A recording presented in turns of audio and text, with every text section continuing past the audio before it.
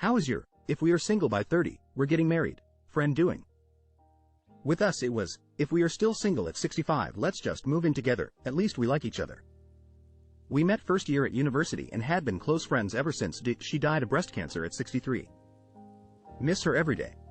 She told me that 5 years ago. I said, why not just try dating now? We did. We're married now. Why wait? This is actually my time to shine. I met Lisa when I was in high school through a mutual friend. Lisa lived about 4 hours, but we kept in touch by writing letters. This was in the 1980s. We met up for a spring break trip at the beach and got along well since we hadn't seen each other in several years. We both went to different colleges and dated on and off some during our college years. After college we dated, then she went to Germany for 3 years. We'd see each other casually when she'd come home, but nothing serious. When she came back home from Germany, we started seeing each other again. We made a pact that if we were not married by 30, we'd get married. We drifted apart a bit at 29 years old and we were both dating other people. She ended up marrying the person she was dating and I ended up marrying the person I was dating. We both went to each other's weddings with our respective SOs. We'd meet as couples and go to dinner sometimes and on vacation together for a long weekend. Our kids went to the same school for a while, too. The NWE lost touch for about 5 years, until one day I ran into Lisa at a local Starbucks. I heard someone call my name and it was Lisa. We hugged and caught up for a while. I then asked her how her husband was doing and she said they split up about a year ago. She asked about my wife and I told her we split about 10 months ago. We looked at each other and I asked her if she'd meet me for coffee the next day and she immediately said yes. We dated for several years and got married in December 2021. She's been living a wild life. We made the pact at 22, she got married by 24, divorced by 25, new relationship and got pregnant at 26, married at 28 and divorced at 30. In that time she dropped out of college, went back to college, completed her associates, got nailed for a few drug charges and is currently fighting for custody of her kid with the dad. I'm marrying him in November. Well, marrying him to another woman. I'm their officiant, D. This actually did happen for a friend of mine, Andy's wife Doug, but it was more of a conversation along the lines of, hey, remember that pact we made when we were 18 about getting married at 30 if we were both single? Well, we are now 30 and single. Did you want to give dating a shot? 5 years later and they are now happily married. I have no idea why they didn't give dating a shot years before, but that's none of my business. His wife has banned him from speaking to me. I've made that pact with so many people that I hope no one comes to make claims when I turn 30. We both got married before 30 to other people. She married a cool dude and had 4 kids. They had a beautiful family and so do I. I was genuinely happy for her and glad we didn't end up with each other. She died of cancer a few years ago when her youngest kid was still in elementary school. My heart breaks for her and her family. I feel closer to them than they realize because I knew her since middle school. I think of them often and hope they are finding peace and happiness in this crazy life. When we were 29 31sts, we decided, if we're all alone at 50, we can be roommates. We got married at 30 seconds instead and got 2 kids now. She's married to my good friend. But things are rocky. I just got divorced, so maybe we'll revisit this in our 40s. Just kidding. Edit. Thanks for the love.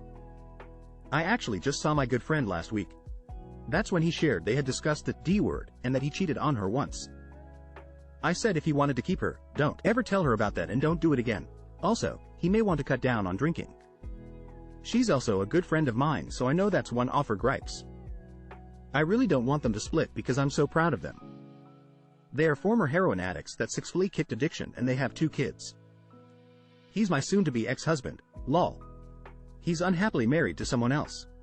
Spends all his time gardening now. I kissed her this morning when I was leaving for work. We get married in 3 days. No joke, made the pact, reconnected in person after a few years on my 31st birthday, which is 3 days before her 30th. We went out for a date and we haven't spent a night apart since.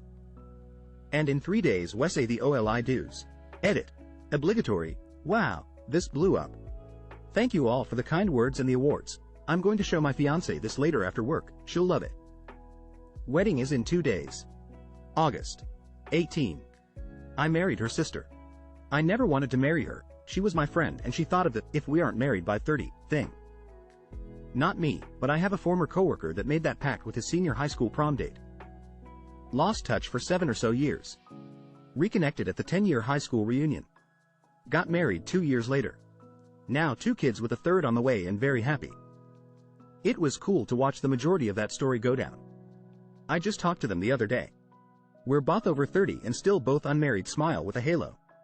She's a single mom now, so I'm getting ready to strap my stepdad boots on here shortly. He's in San Diego, living his best gay life. What infamous movie plot hole has an explanation that you're tired of explaining? The first rule of Fight Club, and their growing number of members, is because it is meant to teach the members to break rules. Everyone always asks why there was a desert in Washington, D.C. in Transformers 2. It has been clearly explained in a ton of discussions of that movie that it was just a really bad movie. The flaw in the Death Star's construction. We didn't need Rogue One to explain it was a deliberate sabotage. So an exhaust port has a flaw. It is not unreasonable to believe that the flaw was necessitated for efficiency. Knowing that the flaw was inevitable, the trench leading up to the port was protected with gun towers. Tarkin, along with other officers, fully believed that the Death Star was superior in its construction, that small fighters would pose no threat to them. During the rebel assault, an officer pointed out to Tarkin that the rebel attack is exploiting this weakness and offers to prepare a transport for him, to which Tarkin responds, "Evacuate? In our moment of triumph? I think you overestimate their chances." To them, the weakness is negligible, that there is no chance a rebel fighter would be able to drop torpedoes into the port. And they were right. The first fighter to make an attempt failed. Luke was only able to succeed because he used the Force instead of the computer, something no one anticipated because they all believed that the Jedi were extinct. Is there some kind of Mandela effect going on with the Titanic movie? Why doesn't Rose let Jack get on? They can both fit. Jack does try to get on. It starts to sink with both of their weight on it. Friends. How did they pay for that apartment on their salary in New York? The very first episode, Monica mentions that her grandma owned the apartment, and she would never be able to afford it otherwise. From Independence Day. How could a virus programmed on Earth computers destroy the computer system of an alien civilization? In a deleted scene, it's revealed that technology from the spaceship at Area 51 was harvested and used as the basis for most of Earth's post-WW2 computer technology. Once you know that, the whole thing becomes a lot more believable. Lord of the Rings. The Eagles. They are not a taxi service. They would be subject to the ring influence too. There are flying Nazgul that could intercept them. There is a big fucking spotlight eye that could shine on them the moment they approach the border of Mordor. Failing all that, an entire army of Orc could wait at Mount Doom, making any approach impossible. Edit. The Eagles are sentient and sapient. They are not mindless beasts that just do whatever the rider wants. Edit 2. I'm not a Tolkien expert. I'm a dungeon master and have to smack down my players' crazy ideas all the time. Edit 3. They could be carried part of the way. Oh. With Saruman the White and his Raven spies everywhere and the ability to target a blizzard and force the Eagles to land in an army of Uruk-hai. The Eagles are demigods and more susceptible to the ring's power. It works in proximity too. Boromir fell under its influence. Gollum killed his brother only just seeing it. Heck, the Council of Elrond almost came to blows being near it. Galadriel lost her shit for a good minute just being offered it. How does Sarah Connor know which button to press to crush the Terminator in Terminator 1984? Because she accidentally presses it a few minutes earlier and it set the crusher off. It would leave the Terminator to find them. Jack and Rose couldn't both fit on the door in Titanic. In the movie, they try to both get on the door and it capsizes, because the door isn't buoyant enough with both of them on it. Jack then gets off the door so Rose can get more of herself out of the water. It's in the movie. They try to do it in the movie and it doesn't work. It doesn't matter how much surface area the door had, it's the buoyancy of the door that was the problem. Dark Knight Rises. How did Bruce Wayne magically get to Gotham after he escaped the hole? In an adjacent scene it's mentioned the bomb will go off in a month, so we can assume that's how long has to get back to Gotham. Wayne Enterprises has offices around the world. All he needs to do is get to an office, log in, and wire himself money or supplies to get home.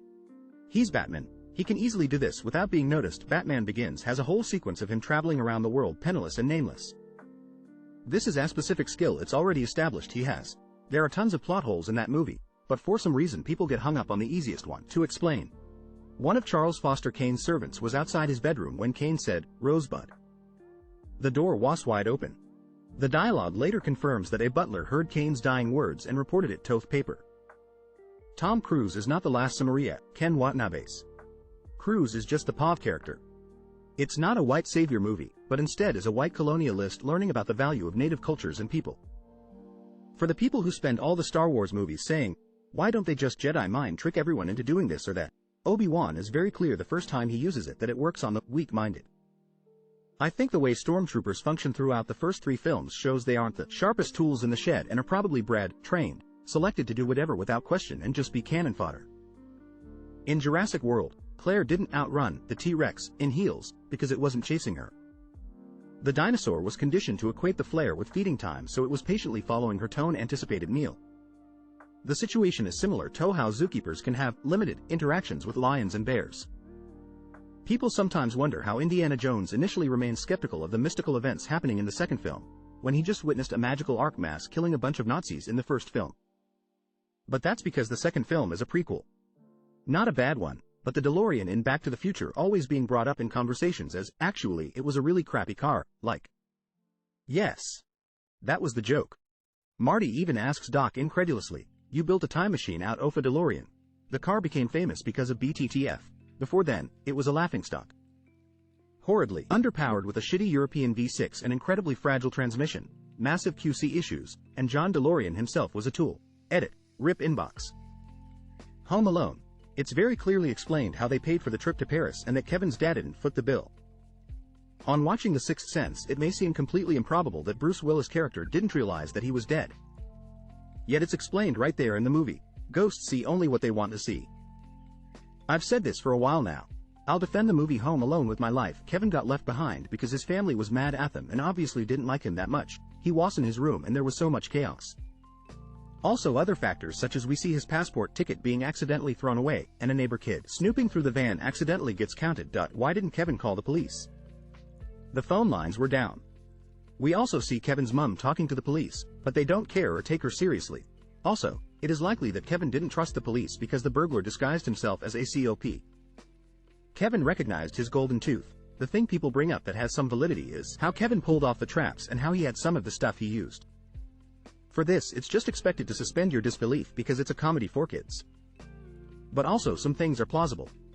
I can't fully believe that young boys in the 90s had a Michael Jordan cardboard cutout. Toy Story. Buzz stops moving in front of humans but doesn't think he's a toy. His delusion is the whole point. It's what drives Woody crazy. He tries explaining it to him. You area toy.